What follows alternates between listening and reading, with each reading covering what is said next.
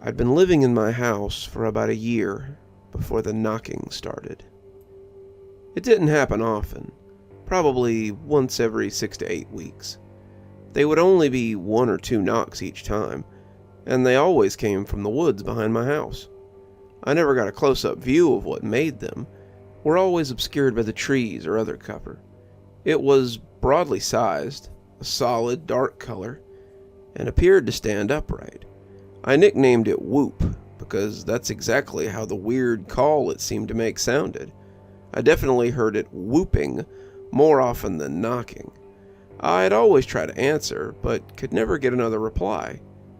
Now, I'm sure I know what you're thinking, and before all this happened, I never thought of or knew much about anything like Bigfoot or ghosts or the paranormal. And to reiterate, I still don't know what whoop even is, because I never got an actual clear visual. If anything like that existed, I thought it just added more mystery to the world. I came out here to live a quiet, simple life.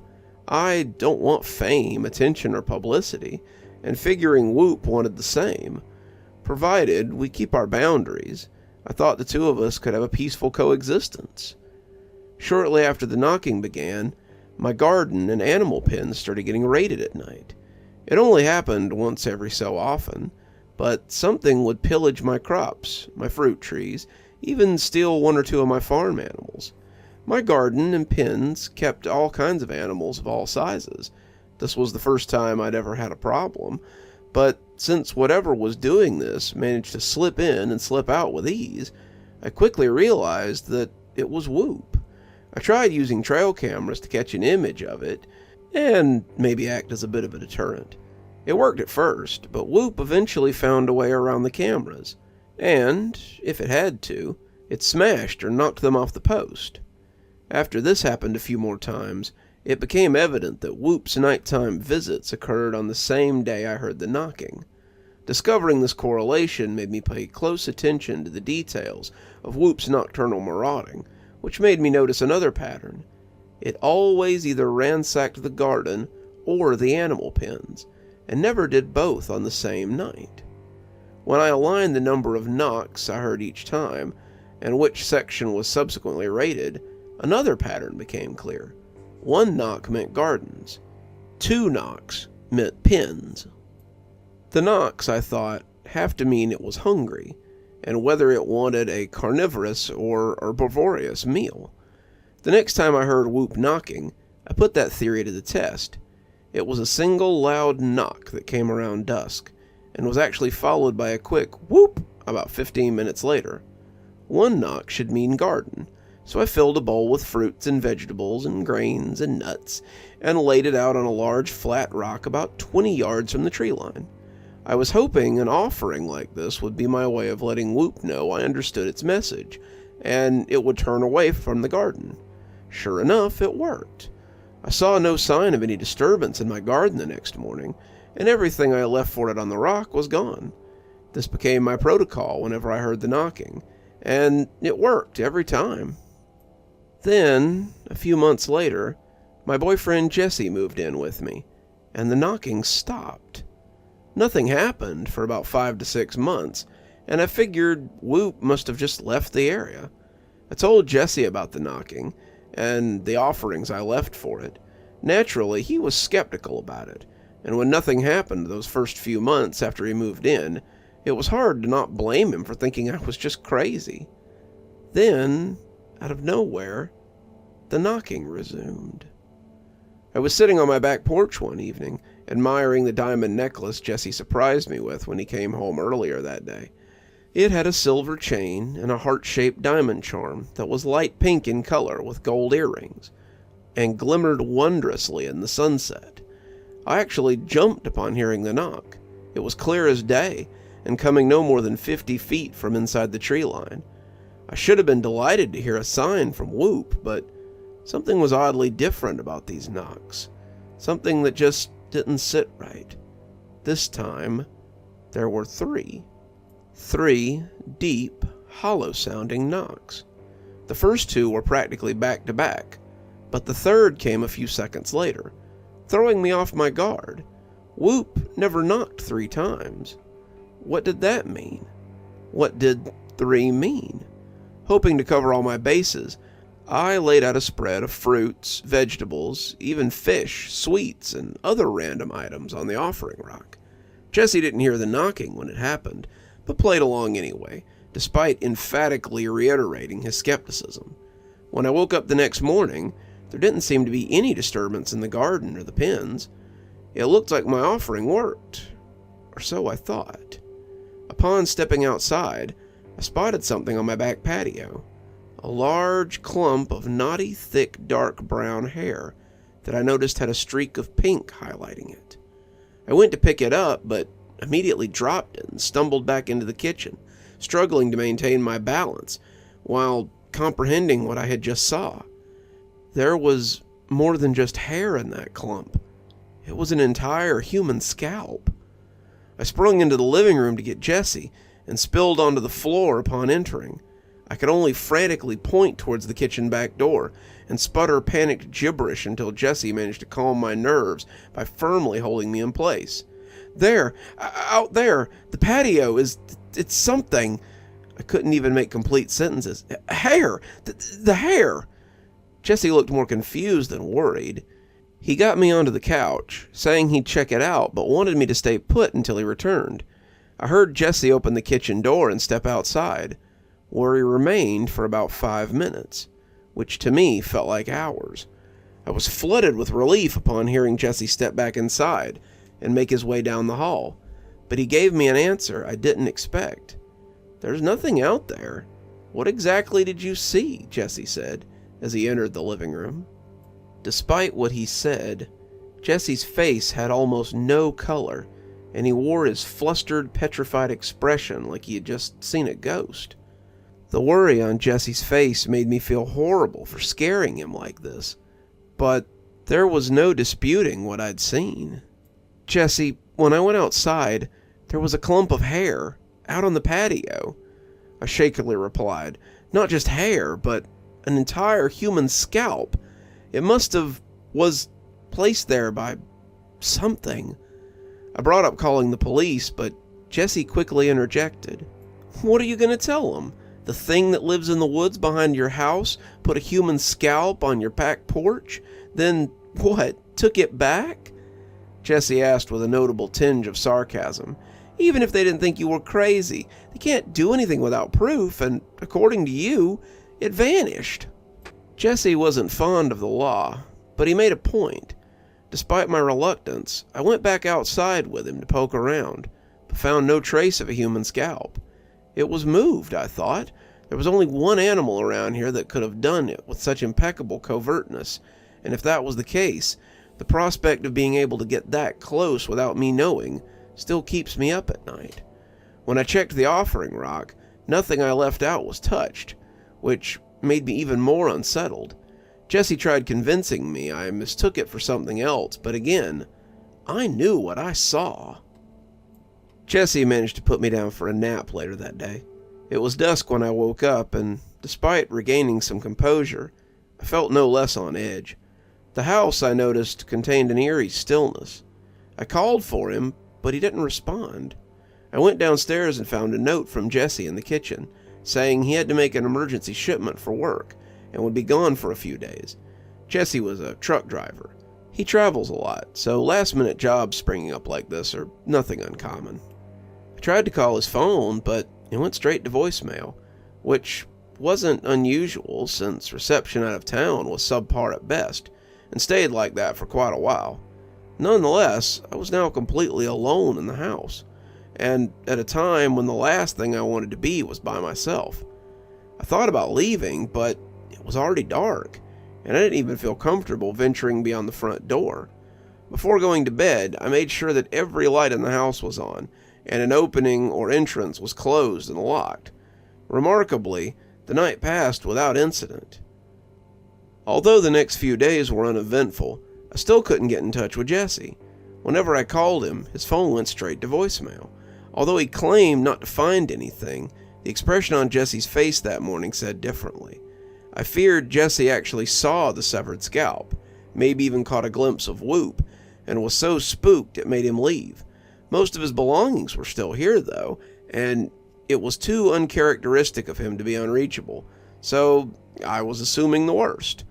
While trying to make sense of Jesse's abrupt departure, I continued obsessing over Whoop's gruesome gift, and a few days later, the questions I had some answers. The police showed up one morning and said they had to use my backyard so they could access a crime scene in the woods. Turns out some hikers stumbled across 5 bodies at the bottom of a ravine, about a mile away from my house. Investigators said the bodies were initially buried, but got dug up by some kind of large animal. It not only exhumed all 5 corpses, but apparently ate and dismembered large sections of the bodies.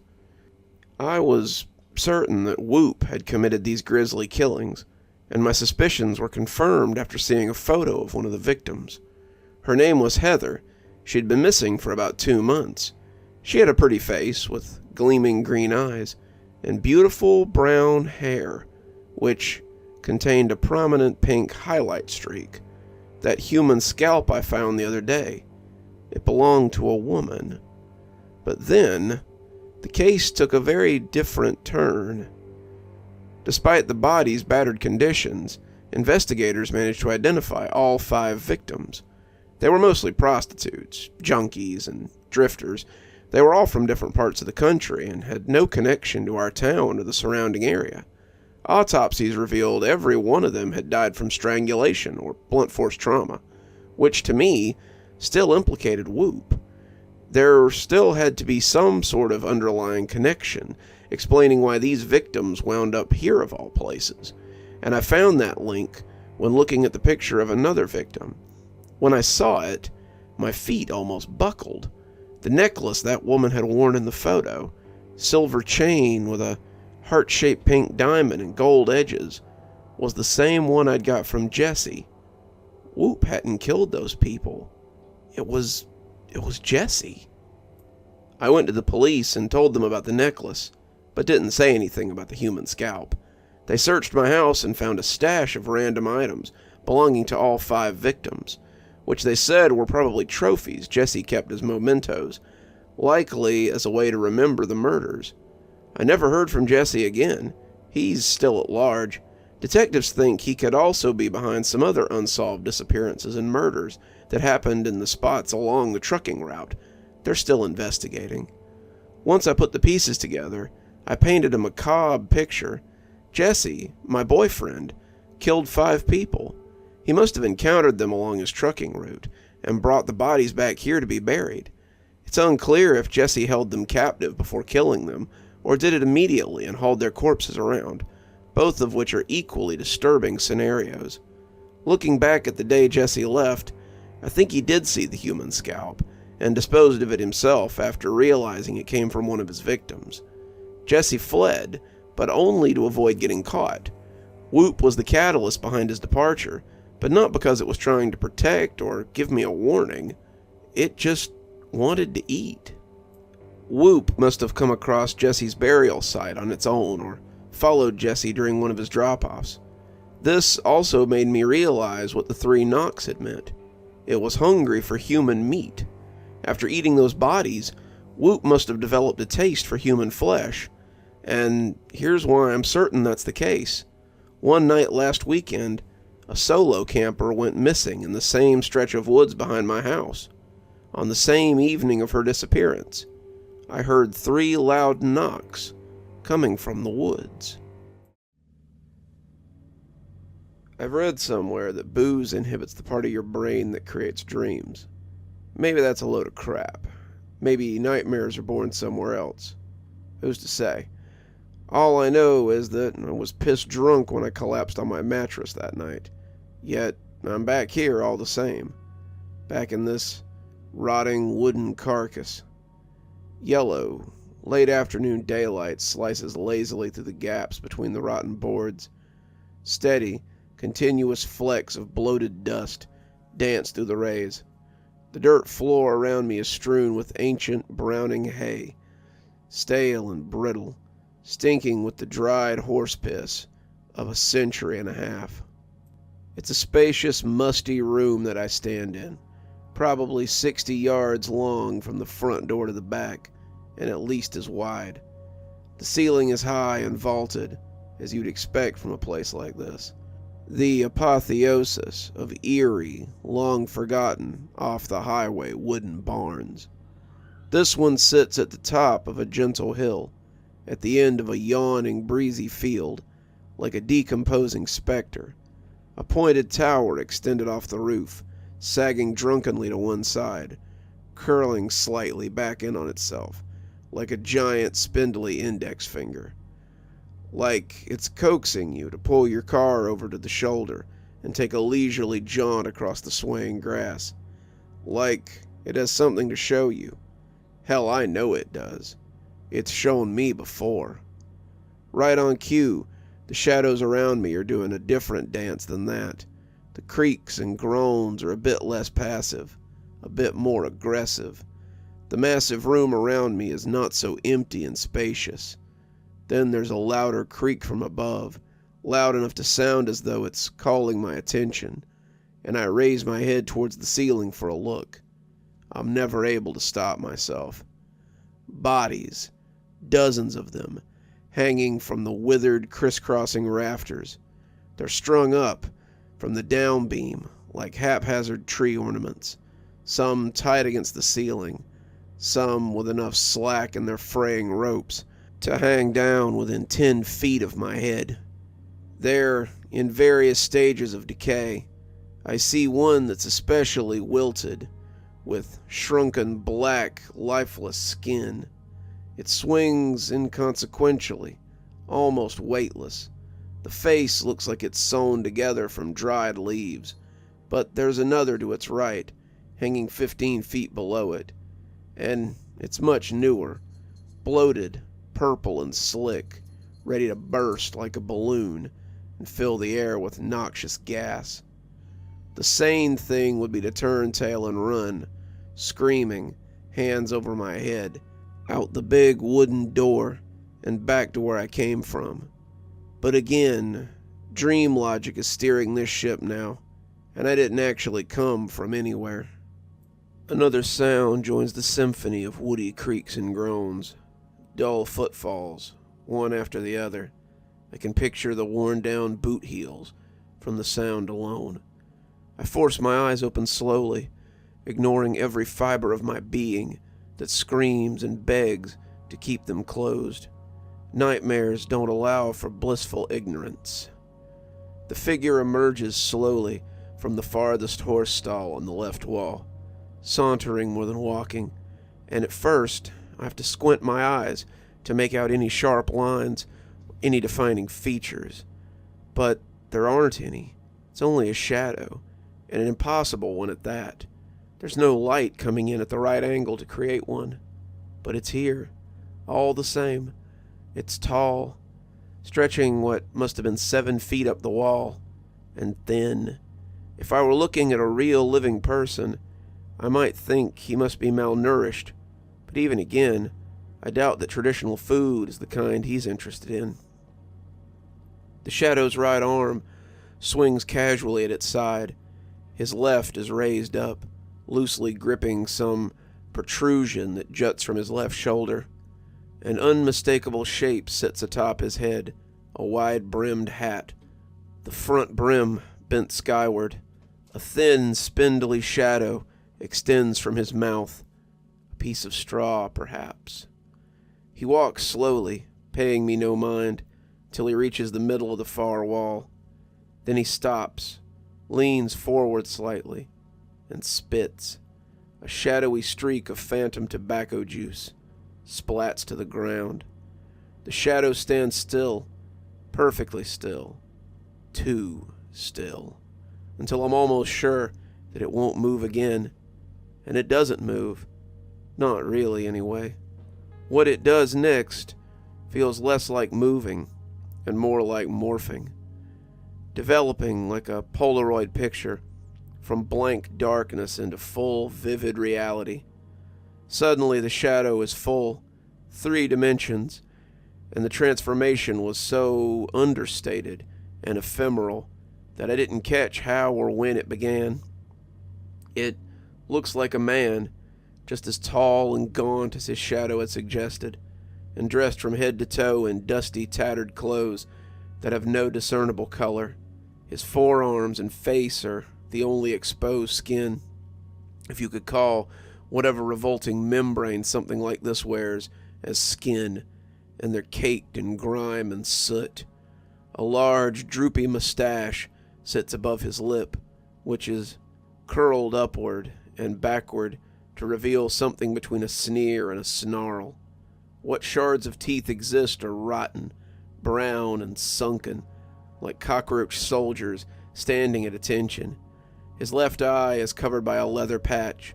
His right gleams electric yellow through the dim barn.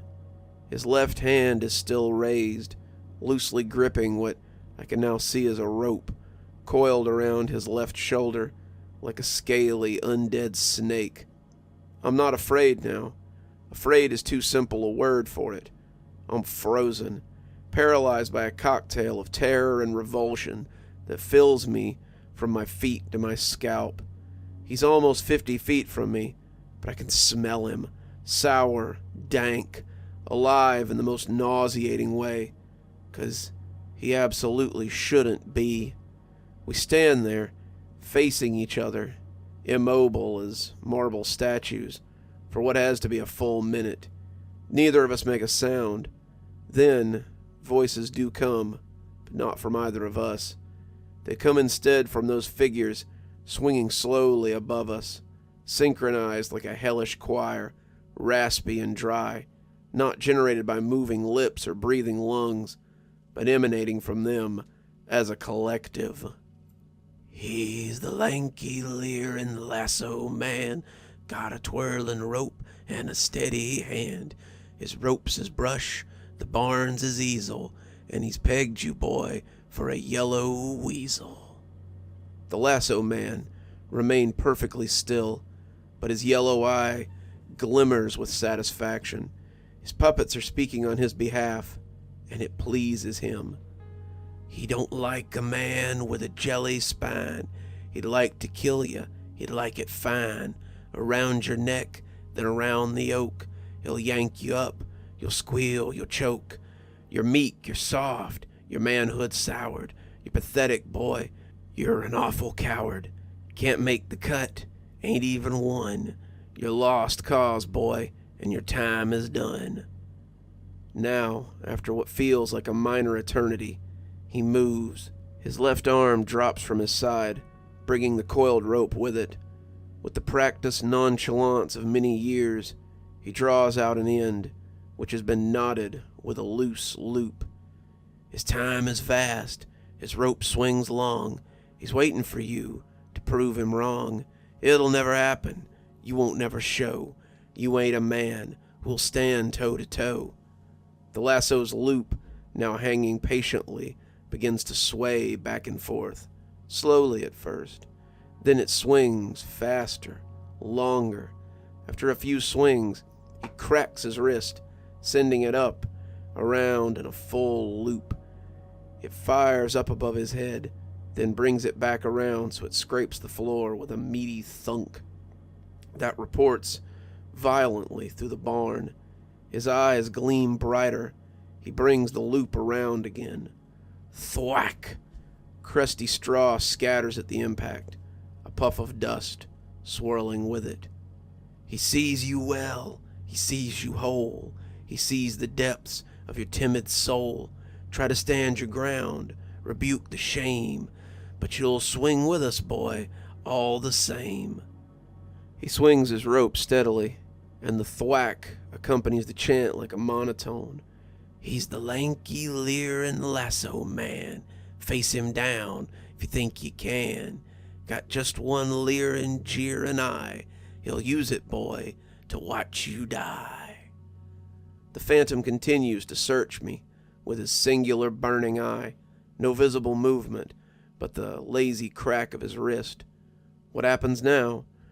Renewed fright pours through me like a wave of cold water, but I decide I don't want to stick around to find out. I close my eye again, clench my fist, trying to will myself out from the dark corner of my subconscious, back to the waking world, and to an undoubtedly sweaty set of bed sheets. But the barn refuses to fade, stubbornly continuing to exist around me. The bodies above swing, erratic arcs through the rafters, crashing wildly into each other. The fresher ones impact with wet slaps, the older ones with dusty thuds and the crack of bones. Now, their impossible, mouthless voices are back again, not reciting chants this time, but making insane guttural noises. Screams, laughter, I can't tell. Screaming, creaking, slapping, groaning, and thudding. Dull boot heels thudding together as they move towards me. He's done waiting. He's coming. I spin around, my feet finally free of their fear-induced anchor, and I run for the door behind me. I skid on hay as I reach it and start yanking on the iron handle. At first it doesn't budge. 100 years of grime and rust have settled it stubbornly into place. The footsteps are louder now, closer. The rope hits the ground again, and I feel a gust of air from the swing. I give the handle one last desperate yank, and the door relents. It whines angrily open, and the afternoon sun streaks in through the gap that can't be more than a foot wide. It's wide enough. I squeeze through sideways, feeling splinters tear through my shirt on both sides, lodging into my chest and back. I try to run, but my foot catches on the edge of the door, throwing me to the ground in a heap. I'm up instantly, running harder than I have since my Little League days. The 300 yards to the road may as well be 300 miles. I make my arms and legs pump together. Within seconds, the barnyard dirt beneath my feet becomes grass. Now that I've reached the field, I feel a jolt of elated relief. It's short-lived, though.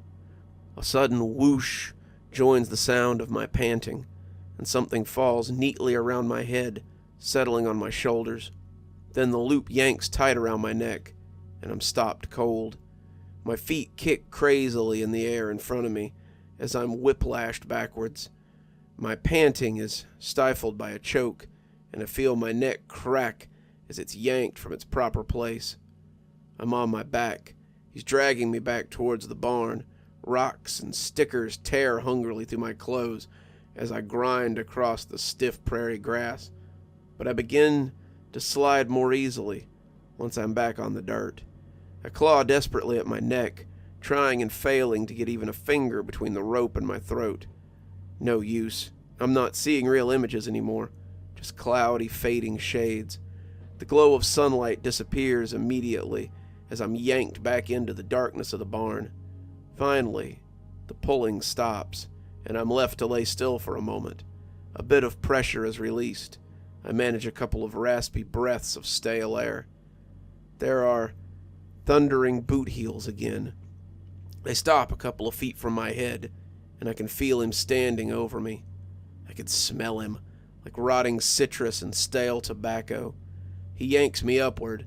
My neck cracks again as more ligaments are torn out of place, and I scramble to my knees in an effort to keep him from ripping my head clear from my shoulders.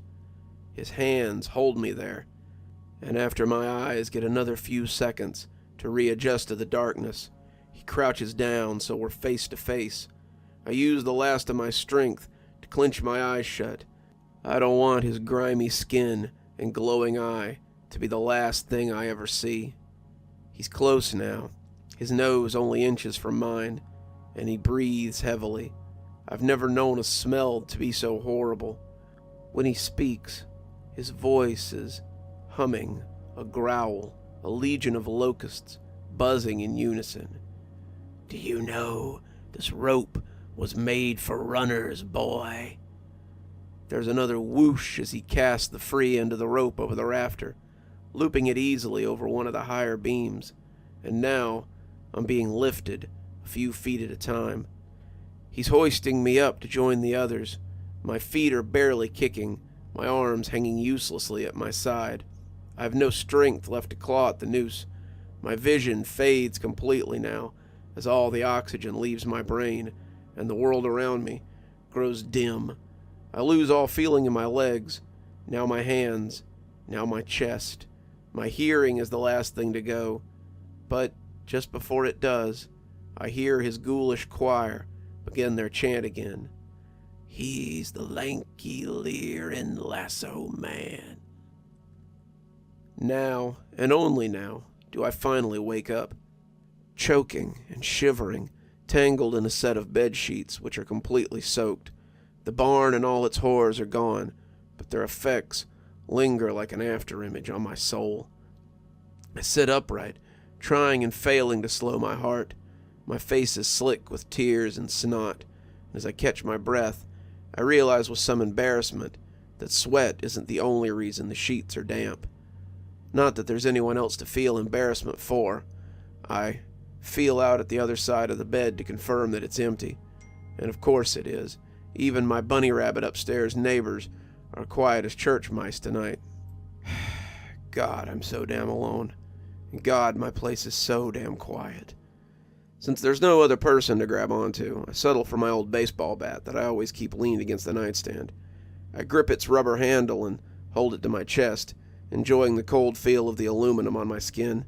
It's relatively small, the one I swung during my 12-year-old session. Over the next 5 and final years of my baseball career, I owned a variety of bigger ones, heavier ones, better ones. Still, there's something about this one that maintained its special appeal to me, because I miss that season sometimes. I miss being 12, the year I batted a .486, pulled straight A's, convinced Maddie Taylor to be my date for the 8th grade dinner dance. That kid had an iron grip on his life, simple though it was. A future with a shine of polished chrome. What the hell would he think of the pathetic bastard he'd turned into, 16 years down the line? I throw my bed sheets in the washer and head for the living room, with my bat still in my hand. I take a few fiery gulps from the amber bottle on the counter, then slam the cork in and flop onto the couch. It's suede, this thing. Can you believe it? A guy like me, with a salary like mine, buying a brand new suede couch he absolutely couldn't afford, to stick in an apartment that he can just barely afford. Of course, at the time, she insisted that it was the only one to get. Serious adult furniture for a serious adult couple. So I'd grinned and swiped the credit card like the dumb, love-struck puppy I was. Now, one serious adult breakup later, I'm sitting here alone, the luxurious feel of a month's pay under my ass. Time passes. Just how long, I have no idea, and my adrenaline cools. My eyelids are heavy again, and the cushion is cloud-like. I feel myself sinking, melting, peacefully away. Thwack! And I'm on my feet, bat raised high, my pulse jackhammering against the back of my eyeballs.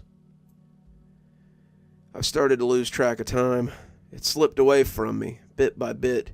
My routine continues. Shower, toothbrush, coffee, drive to work, spreadsheets, numbers, graphs, drive home. But more and more, it all seems to be happening on a sort of mental cruise control. No real active participation on my end.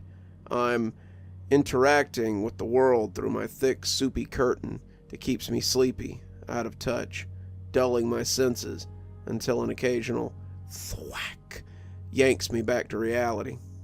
My days are drenched in sickly yellow, like the sun is a distant memory, and my world is lit only by his eye. I'm lonely. I find myself pulling my phone out just to stare at the contact photo. The press of a button, I can hear her voice. After all, what the hell are my pride and self-respect worth when I'm losing my damn mind? I hate this room. I hate this apartment. Every corner, every crevice is decorated with knickknacks, filled with trinkets that I never liked, never wanted. Is there anything in here that was actually my choice?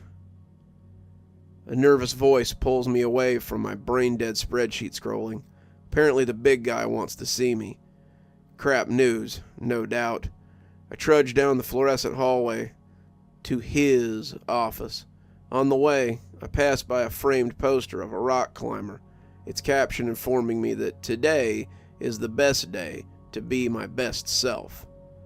The big guy is pissed. That much is obvious as soon as I settle into the swiveling chair on the receiving end of his desk. Red, sweaty face, dark stains beneath his pits, He wants to know what I've been doing the last 2 weeks, if there's any figures I can show him, any concrete evidence that I've been doing something resembling work. I answer honestly, I really don't know. He raises his voice, probably trying to intimidate me into subservience, but I'm already gone again, back behind the curtain of yellow fog. 2 weeks? Was that what he said? Is that how long it's been since the nightmare started? His hand comes down on the desk. Thwack! Again, he grits his jaw, verging on a full tantrum, but he takes a deep breath, composing himself, tells me to listen. He's got a brother too, he says, an older one, and if something were to happen to his older brother, something like what happened to mine, well, anyway, he guesses he'd be a little off-kilter too. But time is money, and this is a result-based business, and if I can't find a way to snap out of this funk, well, he'd expect me, as a team player, to do the stand-up thing and take some unpaid time off. There, he's said his piece. He wants to know what I think. What do I think? Good question. Truthfully, there's plenty that I'm thinking about the big guy. But, being the sane, self-preserving person that I once was, it had never crossed my mind to tell him. Maybe it's time I did. I tell him that a good tailor will know how to let the collar out of his shirt a bit, because right now he looks like it's choking him. He looks like a cherry push pop squeezing out of a cardboard tube. He's upright in his chair now, stiff and straight as a 2x4. There's spittle forming at the corner of his mouth, but no words. Not yet. This feels good. I decide to keep telling him what I think. Where was I? Right. What's the deal with him and Janice from accounting? I don't think there's anything cool about infidelity. Not if you're just going to sneak around with some woman who's fatter and older than the one you're already with at home. What else do I think? Last month at that big client meeting, I think it was total crap to pass my concept off as your own. It was a big pitch, the kind that really could have changed my portfolio, helped me establish a genuine reputation, but he had to go and snatch it with those big, sweaty sausage roll hands of his, which was a mistake on his part, because everyone knows he's too damn stupid to create a pitch like that for himself. That was what I think. Naturally, he's unimpressed with what I have to say. He invites me to leave with a voice that rattles the walls. He tells me to grab a cardboard box from the printer room and throw my things in it. I tell him there's nothing important enough to take, just a stapler, a bobblehead, and a couple of pins. If he wants, he can try to fit them all in his ass at the same time. I really hate this apartment. It's grown beyond a laid-back, complacent disaster and into an active, seething disdain for the carpet, the walls, the ceilings, and everything in between. Now that I'm unemployed, I've got nothing to do but sit here, simmering against every little detail. Like that thing on the bookshelf across from me, that gaudy elephant sculpture. It's tacky as hell, and I despised it from the moment I first saw it in that snooty antique store she dragged me to on what had been a perfectly good Saturday morning. I'd asked her how something so gaudy could be so expensive. She rolled her eyes and told me I had no taste. Maybe she was right. Maybe I didn't have any taste. Maybe I still don't. But I do have this. Thwack! Little League bat. And I gotta say, that damn sculpture looks much better in 1,000 shards than it ever did in one piece. What else could use some redecorating around here, I wonder? How about that battalion of expensive candles lined up on the mantel? Shit, how many different seasons does this place need to smell like anyway? I wonder if it can get 'em all in one swing. Turns out it can. Espresso machine, bedside lamp, that record player that had replaced my stereo, that full-length mirror that had replaced my dartboard, they all go to oblivion. A gratifying symphony of splinters, shatters, and crashes. 20 swings later, once I've run out of smash-worthy trinkets, I turn my attention to that freaking suede couch. Nothing too satisfying I can do to it with my bat. Should I set it on fire? Nah. I'd probably bring the whole place down. Hell, I'll just move the damn thing. It's a total bitch to get through the front door, but with a little creative geometry, I muscle it out onto the sidewalk. I step back inside, breathing heavily, surveying the new decor of my place. It's a war zone, but at least it belongs to me again, and me alone. And just like that, the loneliness is back with a vengeance. My brother's gone, so is she. Hell, even Cindy from the next cubicle over is a burned bridge now. I've never felt such intense singularity. I'm still relatively young. How long can this go on? I can see my entire future, thwack, stretched out in front of me, like a parched and endless desert, one I'll have to travel alone. I'm not sure if I can make the journey. The barn, the bodies, the lasso man. They're just a nightmare, right? So why am I suddenly feeling pangs of jealousy for that version of me? The one swinging helplessly in the rafters, losing consciousness, fading into a warm black. Because he had the desert behind him. That's why. 2 rings, 3 knocks. Then I swing the door open, and she looks bewildered. She jerks a thumb over her shoulder, wants to know why our couch is leaned up against the parking lot dumpster. Well, 'cause I put it there. She shakes her head, hardening into anger. Then she puts her palms up, seeming to ask for a fresh start. She asks me to listen, tells me she's been doing a lot of thinking, soul-searching, really. I ask her if she's been doing this soul-searching over at Kevin's house. She recoils at the question, looking hurt, but she seems to know it's a fair jab. She starts crying, and for a brief second, I'm almost taken by the swell of pity.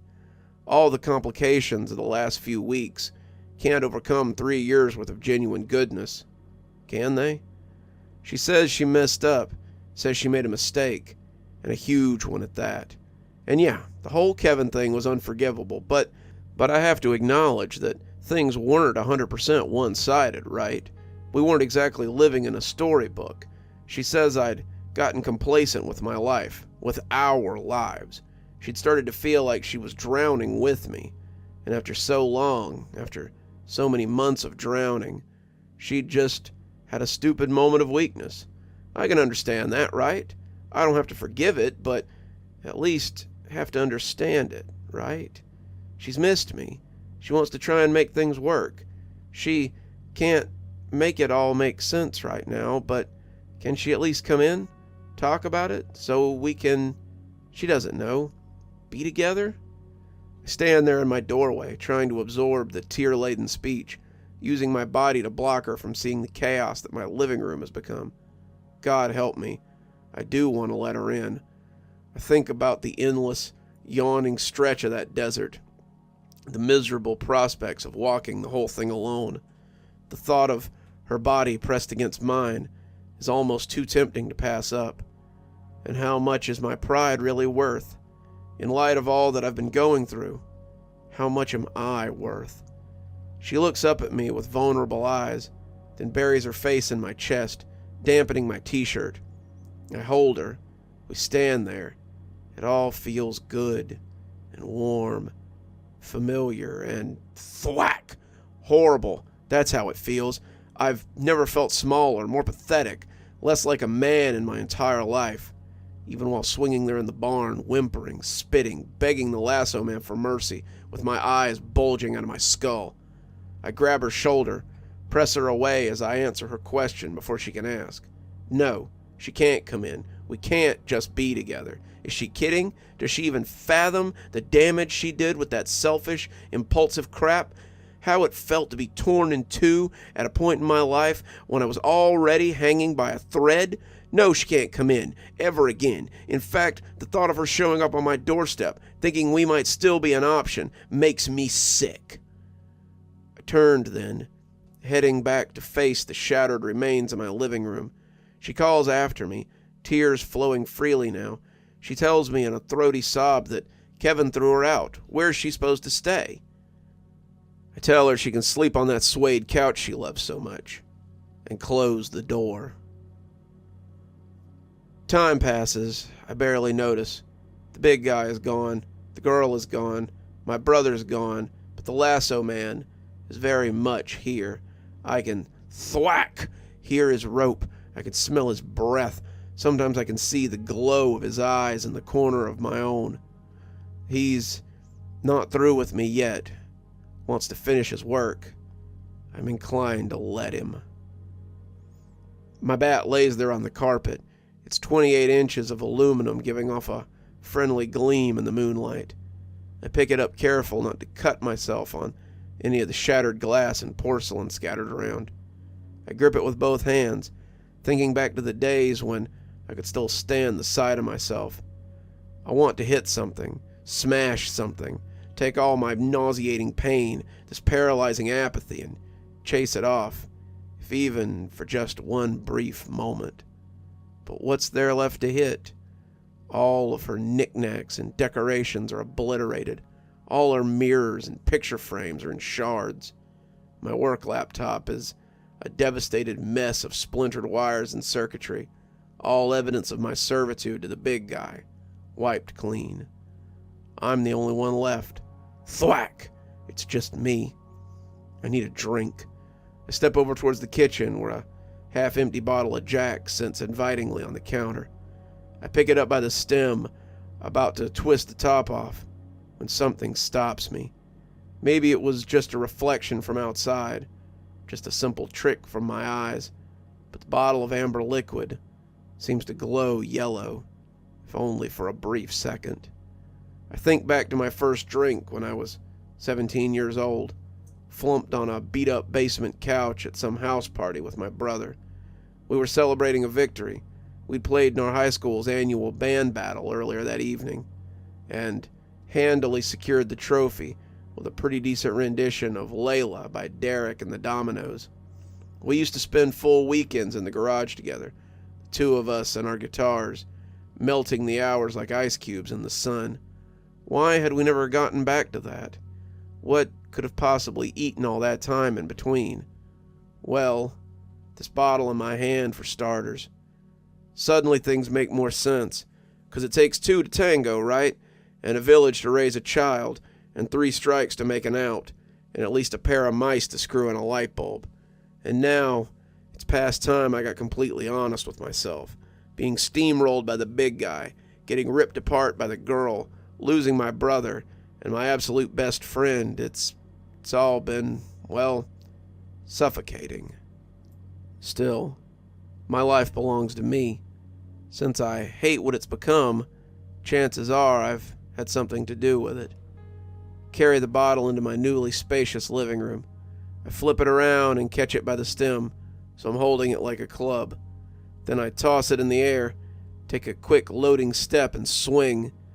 The aluminum barrel catches the bottle dead center in its boxy body. Crashing glass, shards clatter against the walls and windows. Fiery liquid showers everywhere.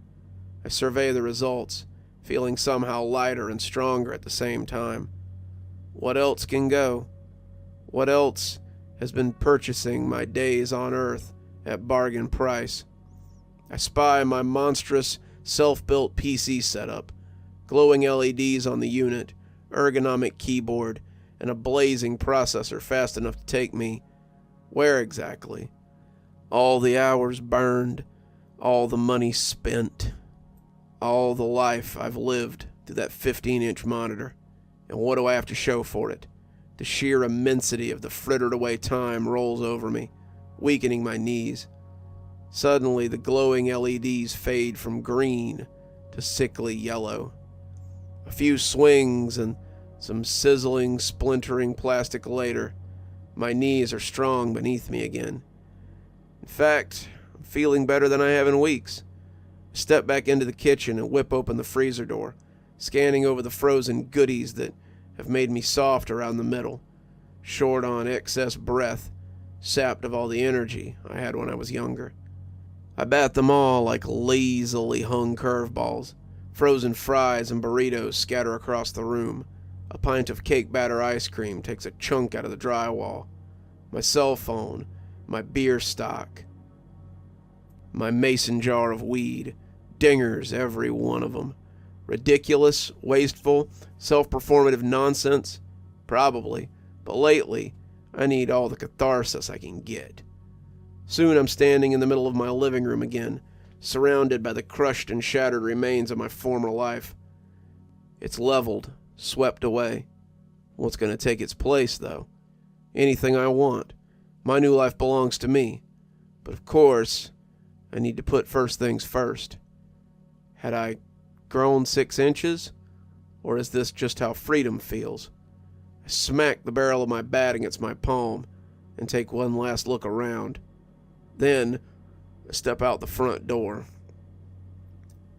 My car coughs itself to death unknown hours later.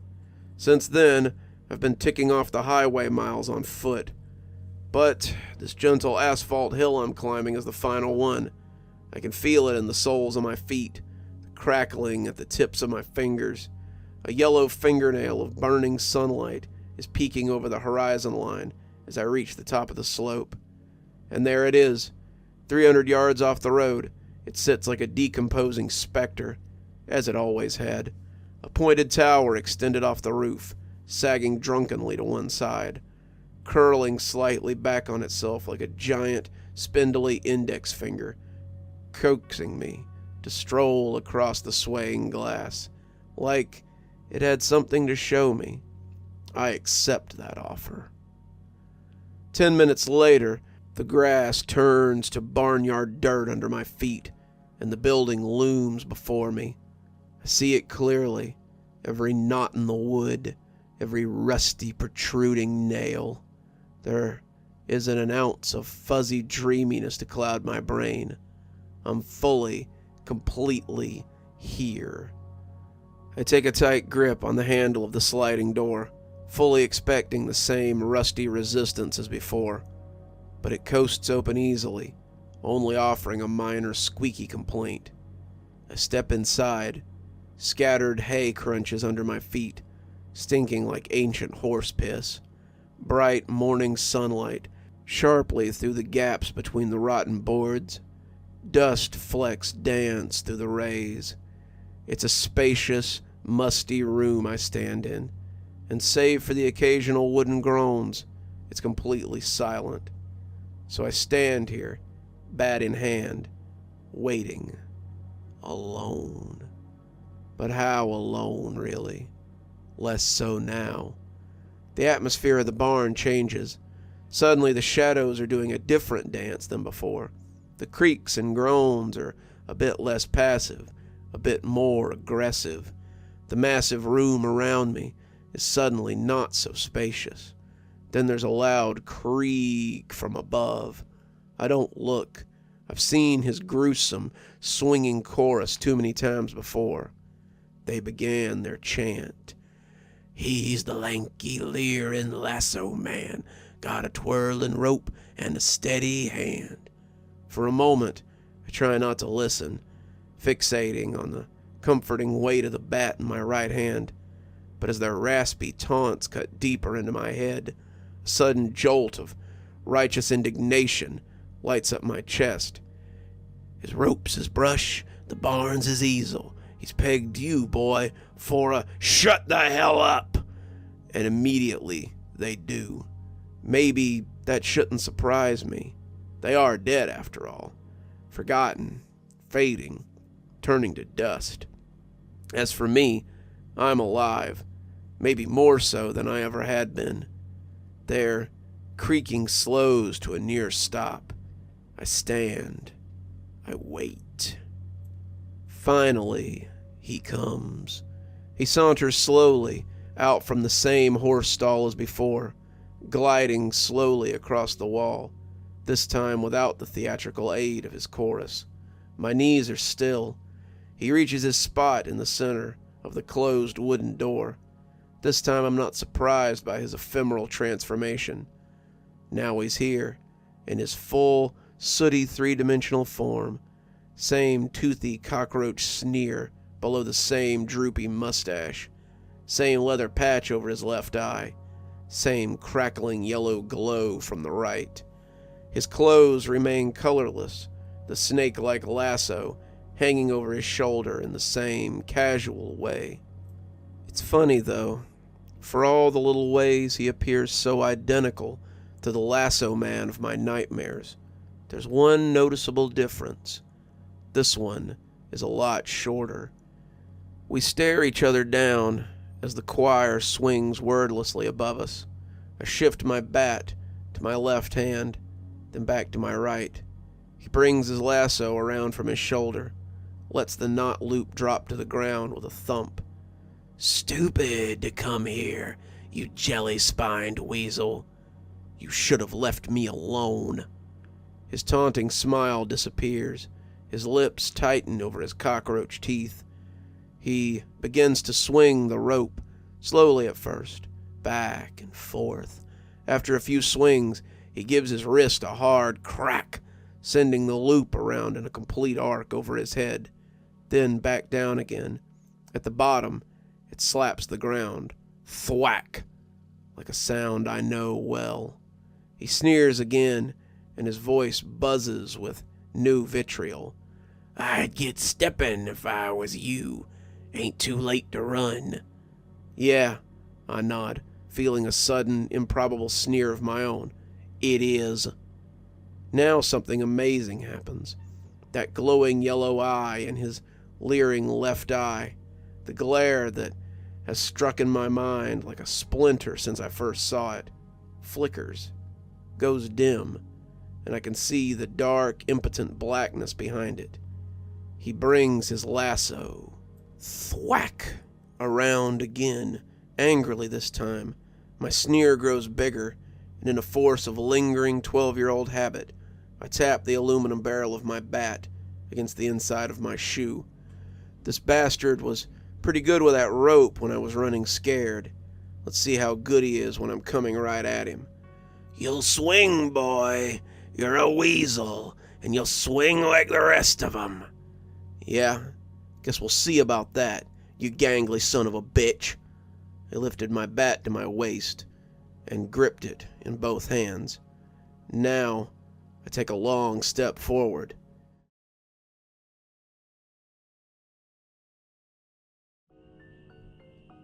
They walked in without a care in the world. I acted relaxed, hiding my eagerness, forcing my face to appear bored. The bell above the door rang as it closed, and a group of 4 teenagers entered, 3 girls and 1 boy. The group spoke in hushed tones as they walked about the store, studying cryptic items that reeked of the occult. Though people were often attracted to the forces they were unable to grasp, those who did go ahead with the ritualistic requirements of my shop were few. My store was perfect to attract those few, however. One of the girls approached the desk to talk to me. "Excuse me," she said. I feigned interest. "Yes, young lady. How may I be of assistance? Do you know anything about Ouija boards?" "I know all there is to know about them. Youngsters like you tend to poke fun at such objects." The girl's friends, accordingly, snickered at the back of the store. Yet, those who play with it rarely repeat the experience. And there are those, of course, who aren't lucky enough to be able to repeat the experience. The girl mulled this over. "Why do you sell it at the store, then?" I smiled. If I told her the truth, she would think me a joker and not go through with the ritual. So I lied. These are items that directly connect to places better left alone. If one were to destroy said item, one would find themselves in the darkest tangles of destiny. By their very nature, these objects must exist to keep the balance of the world. Oh, how they ate that up, and with such earnest expressions. The girl who was talking to me was especially entranced. It can be healthy to experience these things, such as Ouija boards. If nothing else, they can humble those who jeer at things much more powerful than they are. I eyed the girl's friends. "So you're saying you'd rather curse other people than be cursed yourself for the greater good?" the girl asked. I nodded. "You catch on quick." The girl handed me the Ouija box, and I passed it over the scanner. "What are you planning to do with this? Contact someone dear?" The girl shrugged. "Some boy at our school was killed in an abandoned warehouse north of the town. We want to see if his spirit's there." "Spooky stuff." The girl laughed. Very spooky stuff. Hey, pal, the boyfriend of hers said in an overly aggressive tone. Yes, pal, I repeated. Boys like this were always the first to crumble at the sight of a threat. Their wills were weak, their minds feeble, susceptible to the tiniest divergence from their authority. Most humans were, but some more than others. That board ain't cursed, now is it? I spun the board in my hand. I undid the small strip of tape and opened the box, showing it to them. This, my youngster, is but cardboard and wood and a little bit of glass. This ain't cursed. But you are doing the cursing. If I had to give you one piece of advice, I'd tell you to leave this board and everything that has something to do with it alone. Oh yeah? What then? You gonna sell us some herbs to cast away devils? And the boy laughed. I pointed at the patches of herbs at the back of the store. I could. Would you like some? I do advise you take them. Just buy the Ouija board, Mary, the boy said, half laughing as he walked out of the store. I decided then that that one would likely be the first to go. The girl, Mary, smiled at me politely. Sorry for them. Sorry for them as well, I said with a shrug. Mary paid, and I handed her the box, wishing her the rest of a good day. Just as she reached for the door, I called back. Miss? Yeah? Here, I've got something you might want to take. Oh, I'm out of money. That's all right. It's a special offer. I like to treat my polite customers well. And I smiled. I've got to be careful with my smiles. I've turned people away through its supposed wrongness. Mary felt none of it, however, and returned to my desk. The girl was so honest, so naive, I had to hold myself from sprawling laughter. I pretended to search the shelves behind me, held out my hand, and materialized the necklace.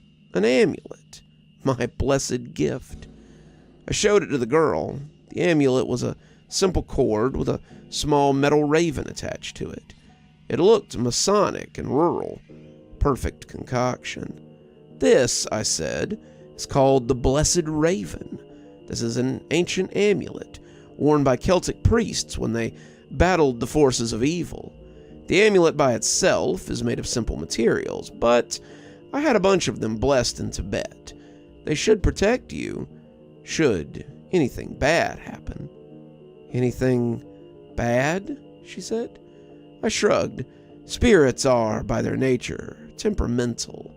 The realm beyond is tricky, so it's good to be prepared. She held out her hands. Do you accept the amulet? Sure. I closed my hands around it. Do you accept it? Yes, Jesus, I accept it. I felt the bond form and smiled again. This time the girl recoiled, even if suspiciously. Thank you. She exited the store in a rush. Falling back on my seat, I let out a sigh of relief and chuckled. Once again, they had fallen for the blessed gift, like raindrops in a storm. I've achieved a lot over the years. I was proud of my kills, proud of my hunts. For today, or very near today, I would celebrate with a feast. They'd never see the demon before it was at their throats. Demons do not as a rule appear out of nowhere, nor is their existence something lawless that ignores the rules of the natural world. Our existence is very much premeditated, necessary even if we are few, and our work is not substantial enough to change the tide of history. Rumors of us tend to keep humanity in line. We do not eat humans. Well, some of us do, but not because we need it for nourishment. We hunt, and it's the killing that sustains us. Our bodies turn the act into energy. Sweet, sweet energy. And merriment. Our means of hunting and preparing the prey also vary. Each of us has very constricting contracts, which won't let us do as we please. For us to be hunters, we need to be strong and fast and, above all, intelligent. These are traits not easily given. They must be earned, negotiated. They must be exchanged. I, a Xaronan, operate in a very quaint manner. I am bestowed with a capable body, though I cannot hunt my every prey. For each group I go after, one member must survive, hence the amulet, the blessed gift. A gift for the human who survives, and a cursed nuisance from me. I must offer the amulet to a human, and the human must accept it and wear it. This chosen one will be completely and utterly physically immune to me, from the moment they put on the amulet to the moment death comes knocking. This may cause hiccups during a hunt. If I hunt in a populated area, the amulet human might escape and get help, and I will be powerless to stop them. Imprisoning them is considered an attack, and as such, I can't stop them from leaving. My own survival, my hunts, must take place where no help can be reached. Most importantly, the amulet human is to be my weakness. A single touch from them would burn my skin. A punch would break my bones. A single wound could become fatal. I'm a monster to humanity, but these few humans are monsters to me.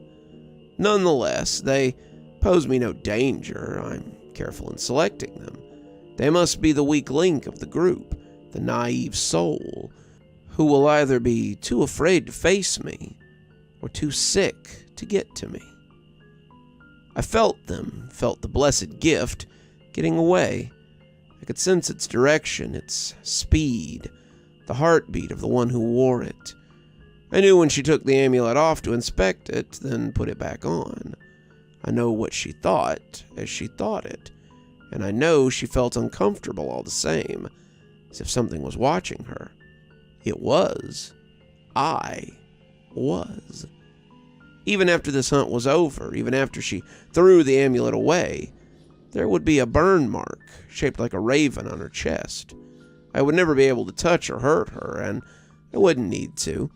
I would disappear, only returning when it was time to plan my next hunt, years from now. I wish I could still feel those who were saved by the blessed gift. Did they hate me? Did they fear me? Somehow, had they ended up revering me as a force of nature? There was one I'd like to meet again. I'll never forget those eyes. She'd been a little girl, and if still alive, she'd be but a withered old crone now.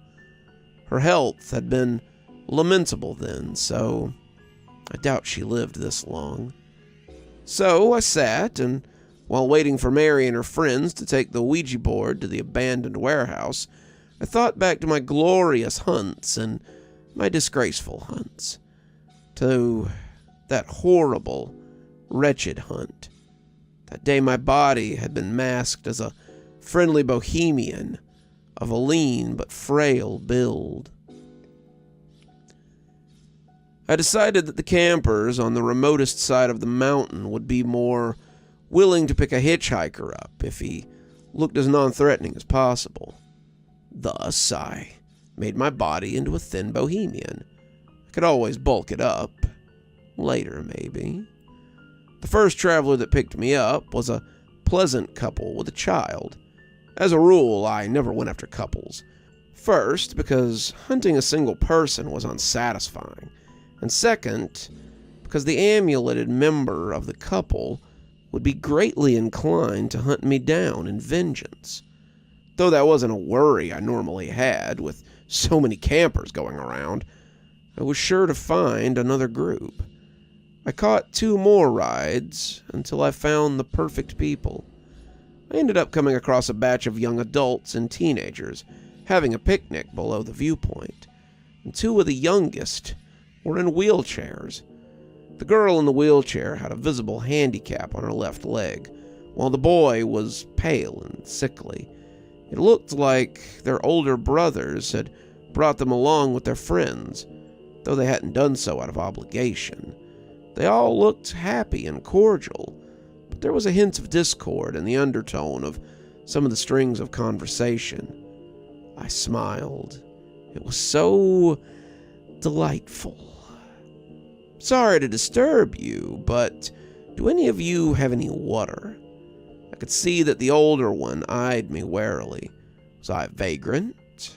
Was I dangerous? I held up an empty bottle. "I ran out a couple of miles ago, and the last time I drank from a river, I ended up having the shits for a week." That got a laugh from them, and the older ones eased up a little bit. "I have a bottle right here," the girl in the wheelchair said, grabbing one from her backpack and handing it to me. "Well, thank you, miss. What's your name?" "Marilyn," she said, and just like that, I was in for the hunt. Through comical small talk, I was able to make the group accept me for the night. I had canned food in my backpack, which I shared.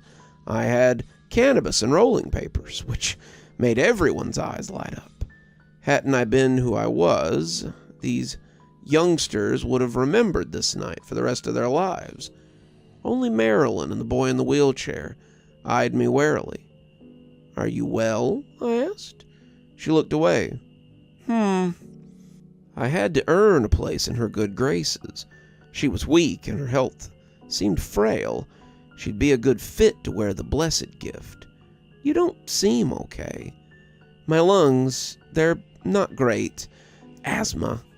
I nodded as if I perfectly understood the ailment, and as if it had brought me, or a dear one, suffering as well. "You know, when I was—" "Hey, Marilyn," one of the teenagers said. He was tall and buff and looked much like Marilyn. "Leave the guy alone." Marilyn's eyes turned back to her feet. "That's all right. She's cool," I said. The boy looked at me as if I was some alien who had no conception of human culture. "Cool, you say?" He wore a jeering grin. "Yeah, sure thing." After engaging in an uninteresting conversation with Marilyn, who appeared to be greatly immersed in what she was saying, I got up to go to the bathroom because the time seemed appropriate. Sociologically speaking, I don't really use the bathroom. I use the opportunity to spy on the group from afar, to observe their interactions. As soon as I was out of earshot, of human earshot that is, the group turned on Marilyn and the sickly boy. "God, Marilyn, you're so lame. You never talk to us, and you're talking to that bum," the oldest boy said. "You never let me speak," she protested. The girl next to the boy, who I suppose was his girlfriend, slapped his arm and said, "Don't be nasty to your sister. She's the antisocial freak, not me." Tears strung Marilyn's eyes. "Screw you, John." The scene went on for a while, time I used to plan the next part of the hunt. I returned and sat near Marilyn again. She was still sensitive from before, though I managed to bring her out of her shell by asking her about her friends, what she usually did in her spare time, her favorite books, and so on and so on. She liked the classics with monsters, Mary Shelley's Frankenstein or Bram Stoker's Dracula. I was alive when those novels were published, so in a way, they were very dear to me as well. I occasionally had to switch the conversation to the other kids in the group, but I tried to talk to Marilyn as much as I could. And an interesting thing began to happen. Something that had never before come to take place. I kept the conversation going out of pure interest. I was sick, most probably. Demons can have illnesses of the mind, or so I've been told, yet the effect was clear. I was enjoying the conversation, and as such, I kept it going. I could have introduced the amulet a long time ago. Hours ago, in fact. The sun was setting, and the group decided to hop back in their truck and ride to a campsite 20 minutes away. They were kind enough to let me ride with them. "I do sense something strange today," I eventually said. Me and Marilyn were in the back of the truck together with the sick boy, who was quiet and refusing to attempt any conversation whatsoever. "Something strange? How so?" "Do you know why I wander around so much? It's because I hate cities. The reason's simple, if you can believe it. I can feel bad things. I can feel bad feelings. In a city, there is stress, anxiety, sadness. There's violence, frustration, and pollution. Out here, there's just nature. There's peace. There's an order, an ancient order, harmonious in so many aspects. Here, I feel safe. Marilyn nodded towards the front of the truck. You're probably feeling my brother, then. I felt him a long time ago. I'm feeling something different now. I reached over to my backpack and froze. Should I? The moment the amulet was around her neck, it'd be too late to halt the hunt. These thoughts of mine befuddled me. They weren't supposed to happen. Why me? Why now? Are you okay? She asked. I nodded. The sullen boy glanced at me quizzically. Yes, I'm sorry. As I was saying, I feel something different now. Something I've felt before in these mountain ranges. I think something evil lurks in these woods. This could help. I bit my lip as the amulet formed in my hand.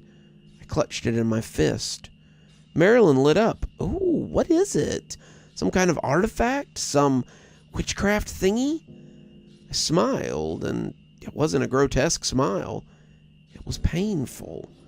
Yeah, you could call it that. This is an amulet, the Blessed Raven. It's a gift. Oh, thank you so much. It's for me, right? Of course. Do you accept it? It's pretty. Damn right I accept it. I nodded, hesitating, then handed it to her. Something in my chest weighed down as she put the amulet on, and I gained insight into her mind, into her heart. She was happy, content even, that someone was talking to her, making an effort to get along with her. Does it look good on me? She asked. Suits you just fine, I said. It was strange how I knew that, even if I had to, I wouldn't be able to kill her. Nevertheless, the hunt was on now. It was too late to turn back. The kids set up camp. I helped. I also helped Marilyn down from the truck. Slowly, my thoughts turning to mush midway as I thought them. The sickly boy kept studying me as if he had already guessed what I was. Even if he cried wolf, what good would it do? Destiny was already set in stone. You keep spacing out, Marilyn told me. I'm just tired, and the woods are really beautiful around here. Marilyn nodded, but also dark, a little too dark if you ask me. Marilyn's brother lit up a fire. I had to surround it with stones as embers kept threatening to light the grass on fire. The forest would have no option but to witness evil today. Let it at least not see fire. The group naturally came to rest around the fireplace, stabbing marshmallows and crackers with sticks and holding them up to the fire. It was a chilly but pleasant night. Have you ever heard of the midsummer ghost? A boy said. And so it started. I glanced at Marilyn. She'd be safe. She'd at least be safe. The midsummer ghost always hides like a man in need. You never see him for who he is, for he only lets you know what he is the moment he's got his claws in you. This was too fitting. God was playing tricks on me. Legends say that he was a little boy who was abandoned in the woods by his parents. They hated him, all because he was deformed and broken. It's said the boy never died, and that he was taken in by the woods and became part of them. He asks for help, as help has never been given to him in life. If it's denied ever again, the midsummer ghost will slice and pull your entrails out and dress himself in them. The children were silent as I began to let go of this human form. What was I doing? Why wasn't there a way to stop this? But there was, and it would cost me my life. The sullen boy in the wheelchair moaned, grabbed and shook the wheels, then raised a finger at me. One by one, Everyone at the fire looked at his hand, then turned their head at where he was pointing, turned to face me. I wasn't smiling. I was no longer myself. Marilyn was the last to look at me. Her eyes watered as my skin came apart to reveal my hard, thick fur, swaying as if I were underwater. Her brother screamed. The others followed, all except Marilyn. Above fear and horror, above disgust, Marilyn felt disappointment. I wanted to end the hunt there and then, but I couldn't. If I stopped now, it would be my life on the line. "Why?" Marilyn asked. I lunged. I attacked her brother first, went for his throat, saw his blood made dark by the light of the fire, seeping into the leaves and grass. My body finally finished cracking out of its fake human cocoon, free at last.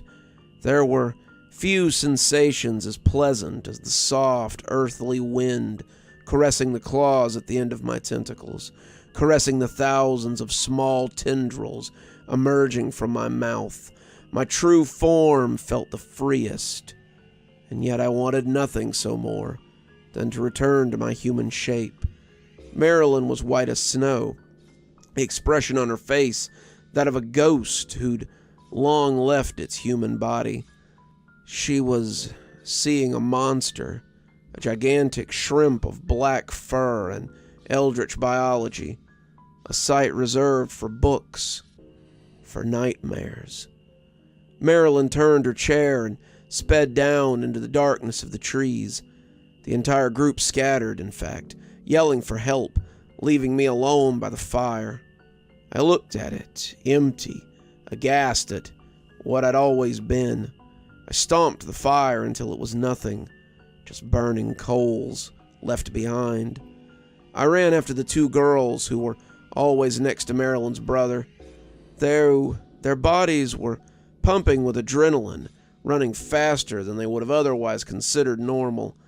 I caught up to them while barely wasting a breath, thus worked the wonders of my body. I crumpled the head of one against the trunk of a tree, then robbed the heart out of another. With each death, my body became lighter and healthier. The hunt was feeding me, making me whole again, and I was emptier than ever. One by one, the group was lost to me. One by one, they were rended by my claws. I tried to kill them before they got the chance to fully look at me. I didn't want to be the last thing they saw. Lastly, I came before the sullen boy. He moaned, afraid. He'd sensed me from the start and knew he was doomed.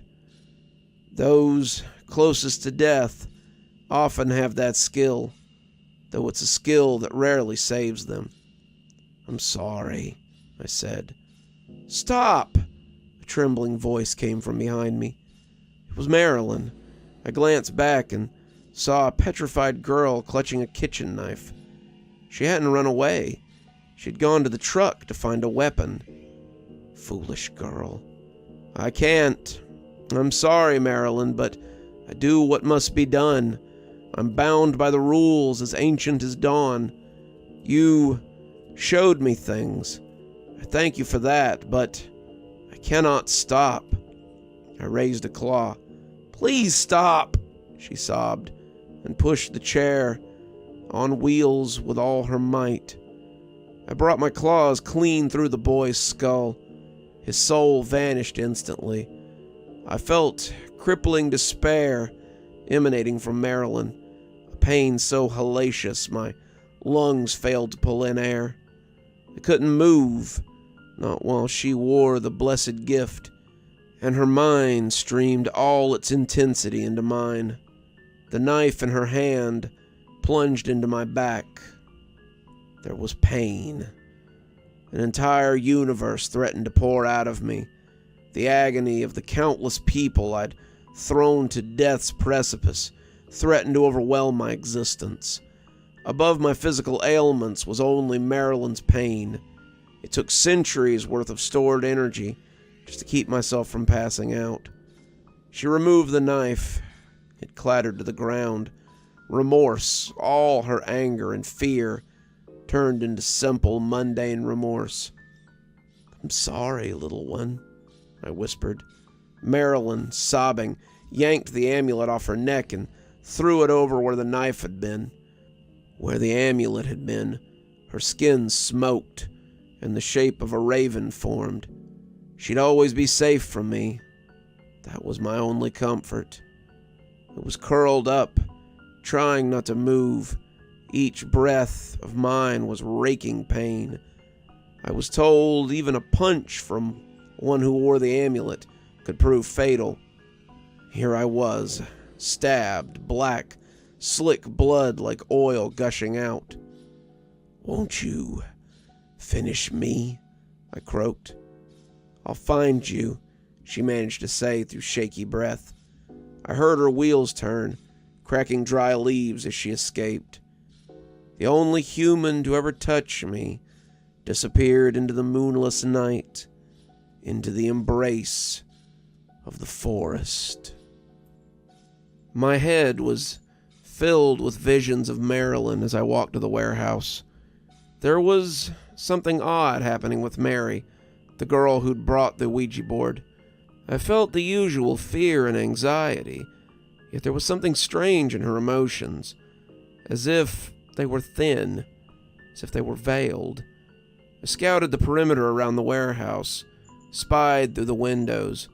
I saw the 4 teenagers moving the eyepiece over the letters on the board, laughing with their nerves on edge. Little fools. I smiled. I went to the front door, let go of my human skin, and waited until my true body came to light. The sun was nearly set, the sky bathed in those purple tones of dusk. It was the perfect hour for my hunt. I opened the door, entered, and closed it hard enough to make sure my prey would hear me. I set a chain around the door handle, and I froze. The girl, sporting the blessed gift, ceased being scared at once. Instead, triumph of all things filled her heart. Oh no, I had walked into a trap.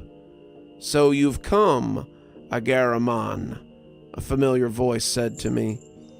I was still and aghast. I wanted to be content to hear Marilyn again after all these years. I wanted to go and hug her and asked her how she'd been. But that wasn't how our relationship would go tonight, was it? She was old now. Old and worn and tired. "You've learned my name. I haven't heard it spoken aloud in a long time.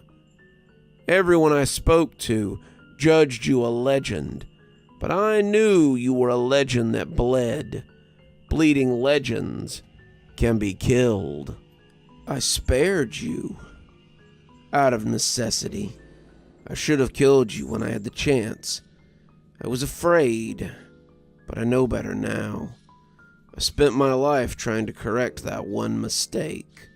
She smiled, gesturing at me, and my chance to do so just arrived. She walked into the few remaining shreds of light coming from the hole in the roof. Marilyn was old and weathered, though she wasn't in the wheelchair anymore. She walked with the help of crutches, but she walked. She had a weapon held towards me. It was a kitchen knife. "Everyone, you can come out."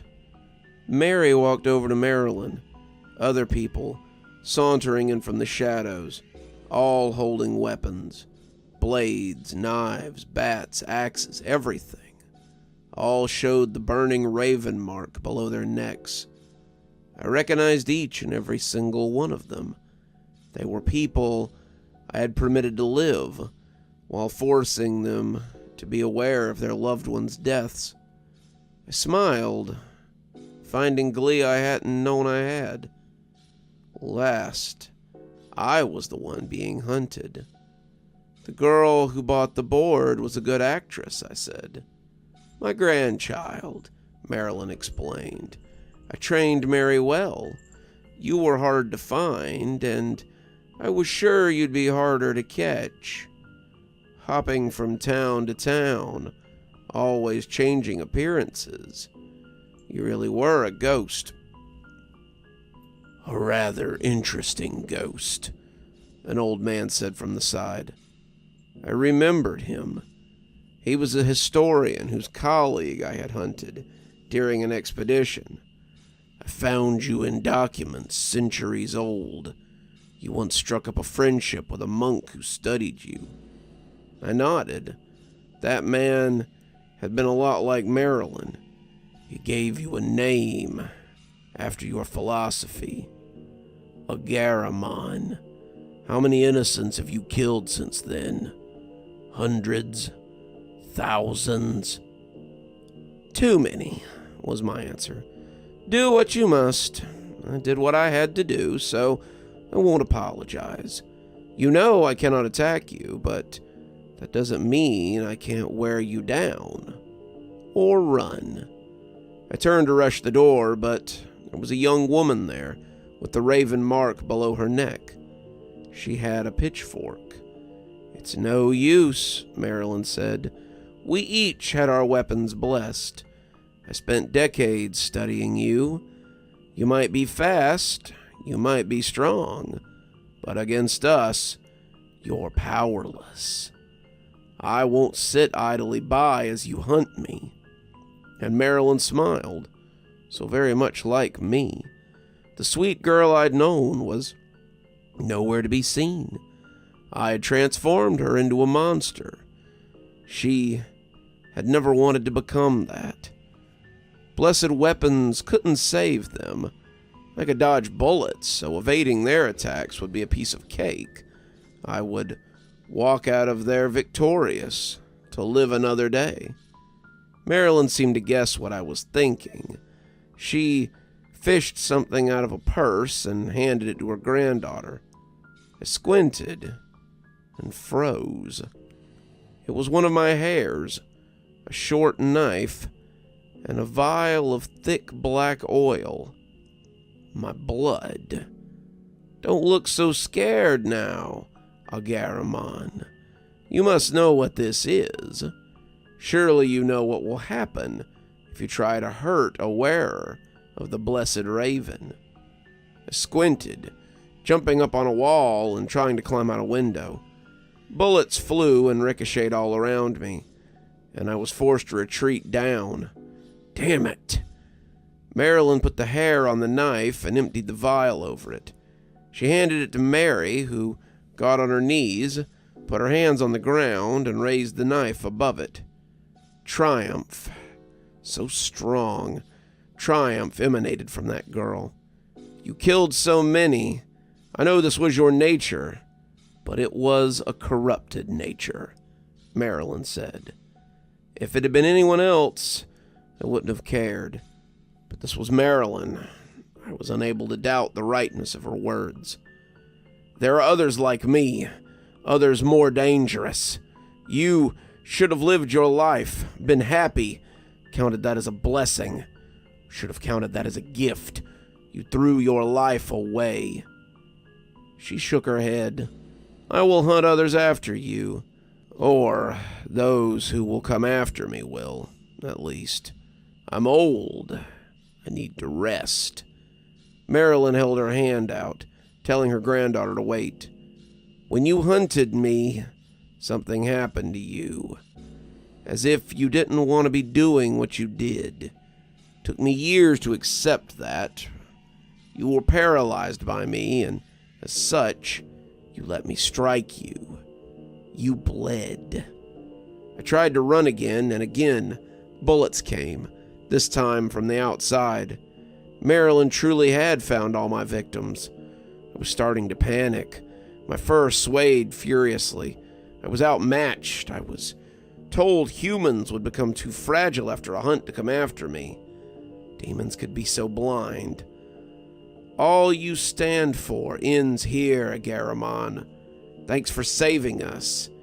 Yet that will never account for your sins. No, wait! Marilyn nodded, and her granddaughter stabbed her own hand with the knife, blessed with my fur and blood. A knife with me in it. A pain washed through me all at once. This was a direct breach of my contract. A part of me was hurting aware of the amulet, and as such, I paid the price. I screamed, fell convulsed. I saw colors bursting as pain threatened to subdue me. Then I felt a kick, a punch, a hit, one after another, all from the branded, all from those I had saved. The dark unconscious I'd brought on so many finally caught up to me. I smiled as my prey became the hunter, and life eluded my body, becoming but a husk of ancient oaths.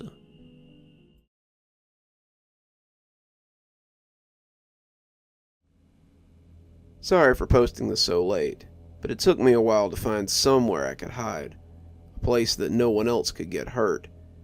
I first noticed the light one day when I was in school. I was working on a class assignment for math, struggling to figure out how to do a problem. All of a sudden, a light shone on my paper, illuminating my work. Usually our teacher kept the lights off in the classroom, only allowing small string lights to light up the room. But when I looked up, no one else had noticed the new lights turning on. That's when I realized that the light was coming from directly behind my head. I turned around to see it, but there was nothing there. Only a faint light coming from somewhere in the back of the room. I didn't pay much attention to it. I thought maybe it was something in the wall, a reflection, or even my mind playing tricks on me. It was a few days before I noticed it again. It was at night, and I had a friend over from school. Her name was Lana, and we'd been in school together ever since kindergarten. Life had gotten busier for both of us, so we didn't really get a chance to hang out much, at least not as much as we used to. Luckily today, we had a day off due to the snow, and since she lived close, she was able to come over. Today we were playing video games on Lana's new Switch that she got for her birthday. I didn't have one, and when I found out that she did, I was ecstatic to have her over. For hours into the night, we played various different games, including Mario Kart and Mario Party. I really liked Mario Kart, even though I wasn't as good as she was. Everything was going smoothly. During one game, I was really close to winning. I was right about to take a shortcut, which Lana had showed me, but right as I was about to make the jump, a flash of light illuminated the room, momentarily blinding me. What the hell? I yelled out, throwing the controller down on the floor and rubbing my eyes. What's wrong? Lana had paused the game and was looking at me. The flash, it blinded me. I looked at the screen, noticing that my character had fallen over the edge of the map and was in the middle of being lifted back onto the track. So much for winning. What flash? I turned to her, twisting my head in confusion. Didn't you see that flash? It was so bright. It filled the whole room. I turned back towards the screen, but I could see a flash of concern on her face. We continued playing for another hour, but I couldn't really concentrate anymore. How could she not see it? Did she do that because she saw that I was winning? I shook my head at the thought. Her character had still been moving on the bottom of the screen, so I didn't know how she could use her phone to create a flash while I was playing. Plus, we were next to each other. I feel like I definitely would have noticed her. Lana excused herself to go to the bathroom, so I took my chance. I turned my head backwards slightly, trying to see if there was anything behind me. On the gray wall of my bedroom, there was a small yellow dot in the top corner. What was that? I strained my head trying to get a better look. Was it a bug or something? It didn't seem to be moving at all. I was about to stand up to examine it further, but then Lana came back. We finished a few more games, but all I could think about was that dot on the wall. When she finally left, I stood up to inspect it. Each time I tried to touch it, the light would disappear, but when I removed my hand, there it would be again. I looked around my room, finding a piece of paper and a roll of tape.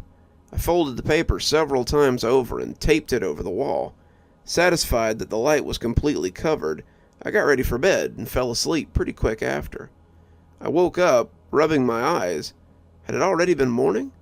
I grabbed my phone. It was 1:53 a.m. That's when I realized that the light wasn't coming from the window. In fact, it was still completely dark outside. I looked up above my bed.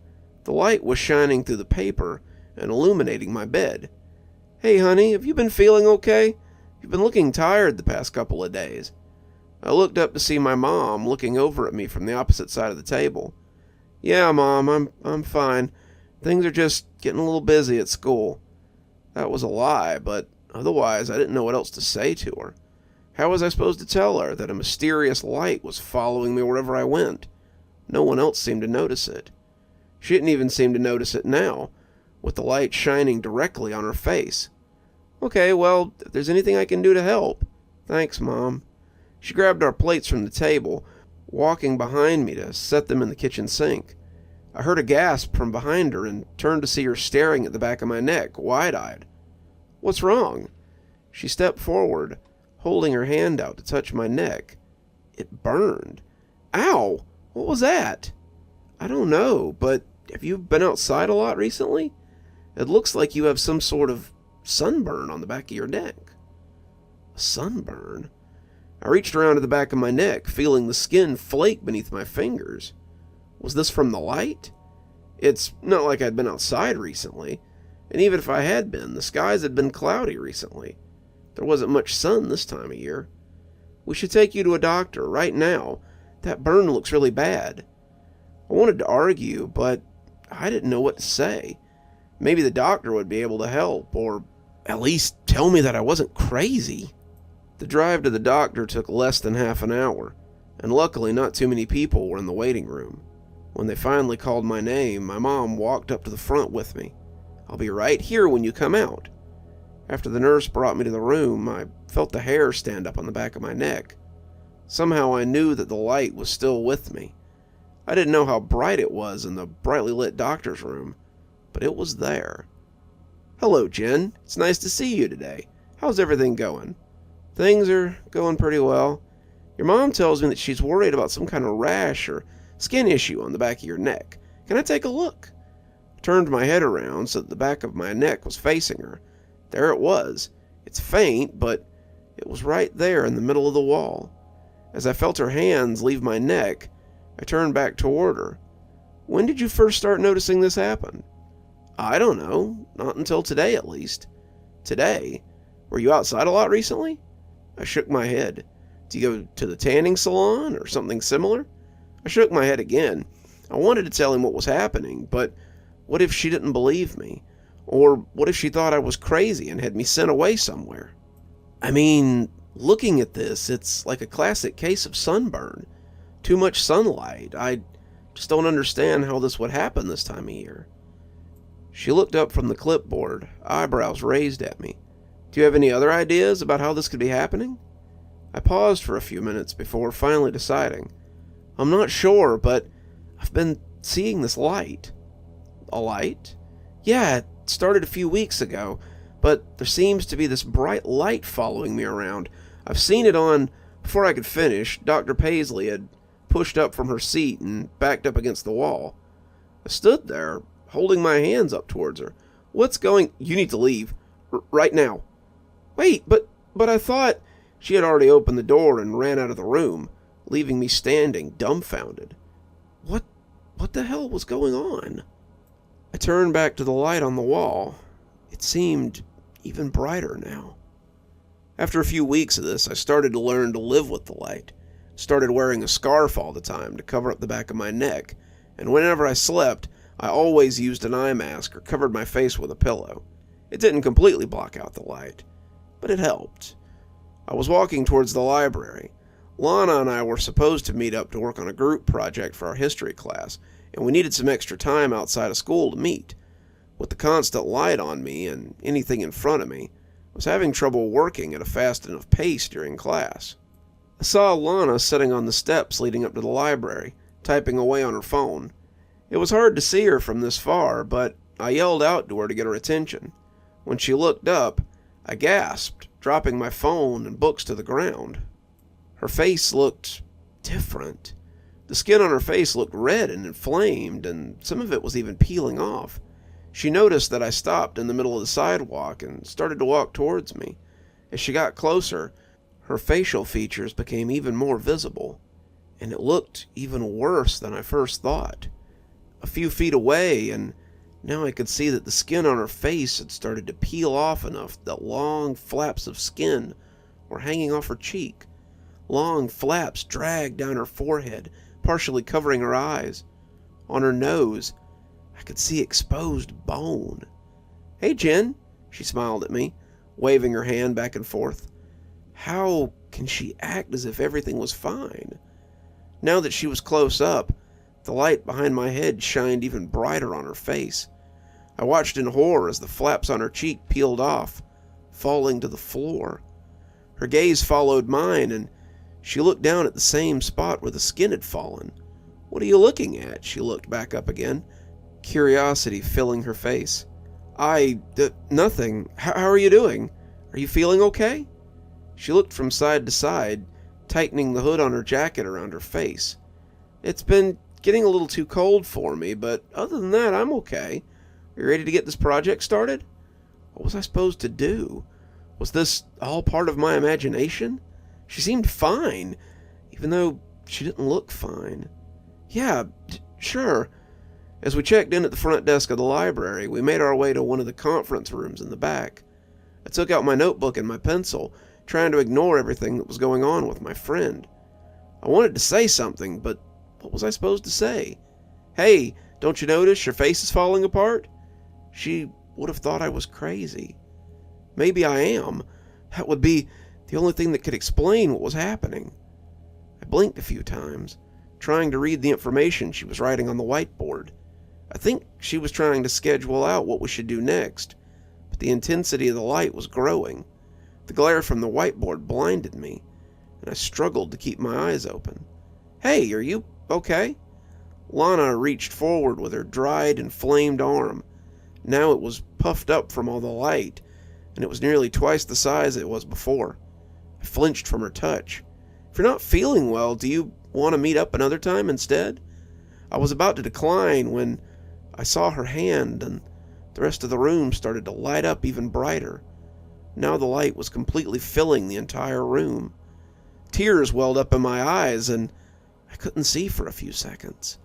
When the light finally died down, I wiped my eyes with my sleeve. There Lana was, standing right in front of me. Her arm was reached forward, still, face twisted. But instead of her arm reaching out towards me, it looked like it had been ripped from her elbow. I screamed. Her wrist and hand were shriveled on the table, nearly burnt to a crisp. "Jen, what's going—" Before she could finish, I was already shoving my way out the door. I didn't even stop to say anything to the librarian, who had overheard the commotion from the conference room. I couldn't be around anyone right now. I ran all the way back to my house. I didn't want to stop. I couldn't stop. I didn't know what would happen if I did. The light started to shine brightly as I made my way through the rest of town. In my confusion and haste, I failed to notice an older man standing in the middle of the sidewalk. "Sorry," I yelled as I shoved my way past him. I heard him fall to the ground and heard a loud pop. I desperately wanted to turn back to see how he was doing, but I couldn't. I felt an arm grab me by the shoulder, twisting me around. A younger woman was glaring at me. "What the hell do you think you're doing?" I turned back to see a small crowd had gathered around the old man on the floor. His cane had snapped in half, and he was grabbing at his hip. "I'm sorry, I really need to. Look at what you did! How can you be so reckless? Are you trying to run away like nothing happened?" I tried to jerk my arm away from her grasp, but her grip on me was too tight. "Please, I really need to." "No, you need to stay here and wait for the police. Someone's already called them, and they're on their way." "Please, you don't understand." The light started to get even brighter now, brighter than it had been in the library. When I could finally see again, I stared in horror with my mouth wide open. The woman and the people behind her were all gone. All that remained were the charred bones. The snow around them had melted, leaving the bones floating in a puddle of water. The only thing that remained at my feet were ashes. I brought my hand up to my face, and I couldn't stop them from shaking. They were reddened and burnt, but I couldn't feel any pain. I ran without stopping all the way back to my house. I didn't know where else to go, but I had to go somewhere where no one else would be.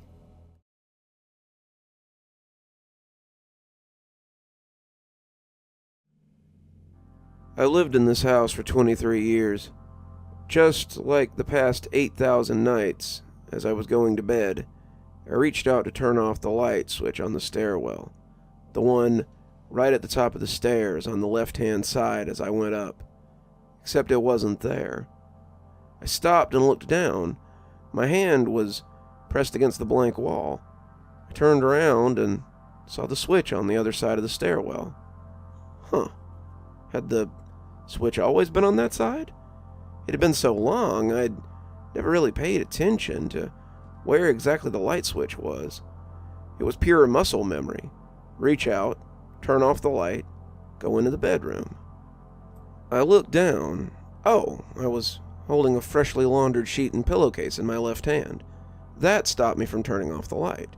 Instead of switching hands, my muscle memory just told my brain, hey, go ahead and turn off the light with your other hand. Silly brain. There was nothing wrong. I opened the door to my bedroom and started pulling the fitted sheet over the mattress. I pulled the cloth straight, straightening out the wrinkles, neatly tucking the corners underneath. I repeated it 4 times, then, with a sigh, I got up and went to the bathroom. I reached to flip the lights on. Blank wall. What the... I extended my other arm. After a second of fumbling, my fingers found the switch and flipped it on. I scowled at myself in the mirror, at the reflection of my bony hand frozen over the light switch. I'm pretty sure that light switch was on the other side, next to the towel rack. Not there. I walked over to the counter and pulled the bobby pins out of my hair. Then I pulled it up into a ponytail, securing it with a green nylon hair tie, and reached down to the drawer to pull out my toothpaste.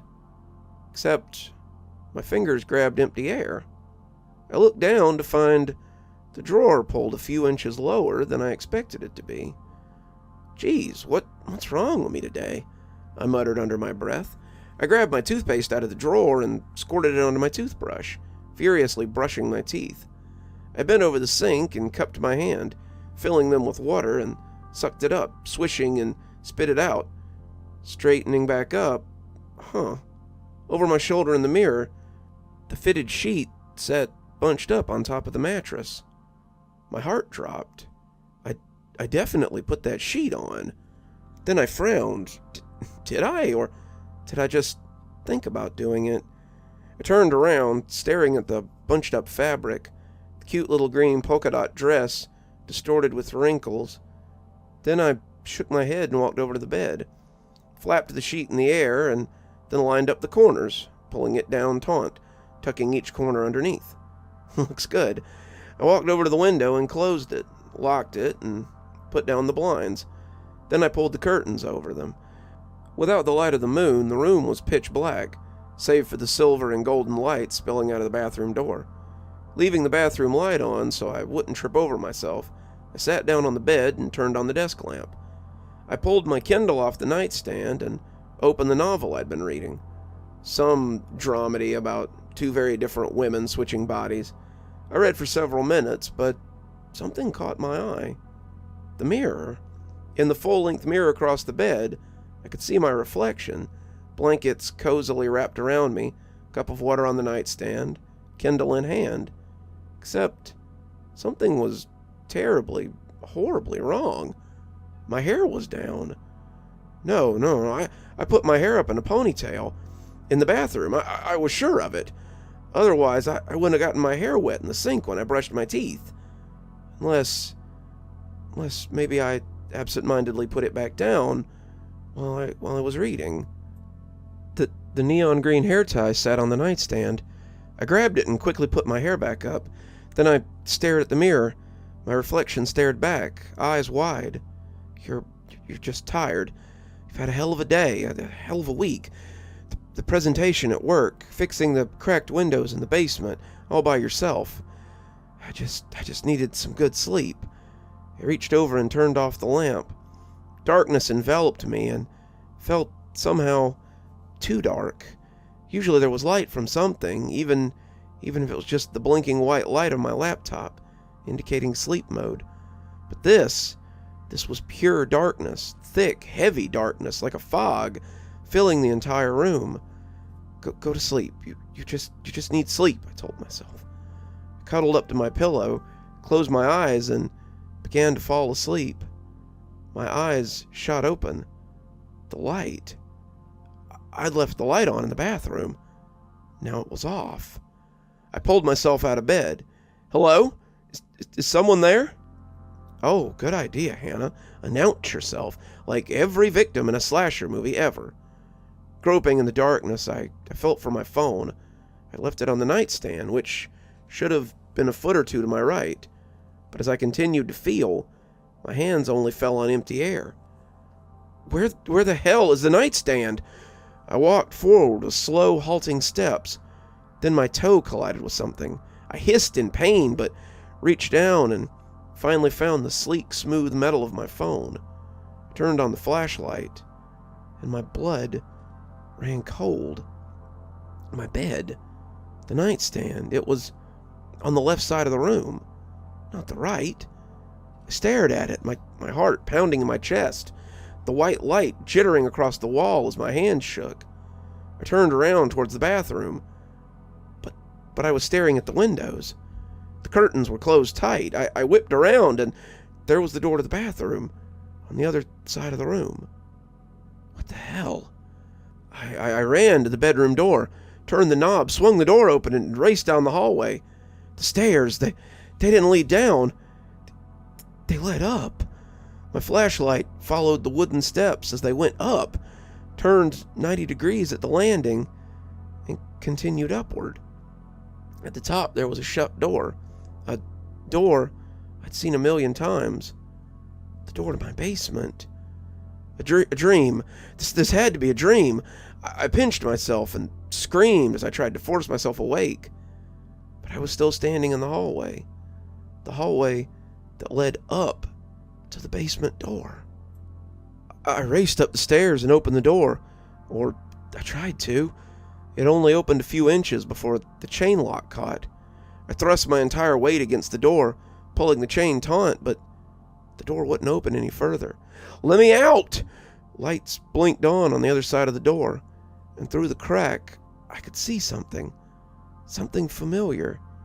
A hallway with a cuckoo clock, cream-colored walls, an opening that led to a small, wallpapered kitchen. It was my house. And standing in the kitchen was a woman with dark hair pulled back with a neon green ponytail holder. It was me. She held a toolbox and a garbage bag. Something like glass clanked against each other with every step. Then she disappeared around the bend towards the garage. Help me! Help me! I screamed. But no one came. I've tried calling the police. Tried calling my mom, my friends, anyone. It never goes through, though. It seems like I've got some sort of internet connection, though. I'm not even sure this will be seen, but I hope someone will see it. And I really hope that you can help me.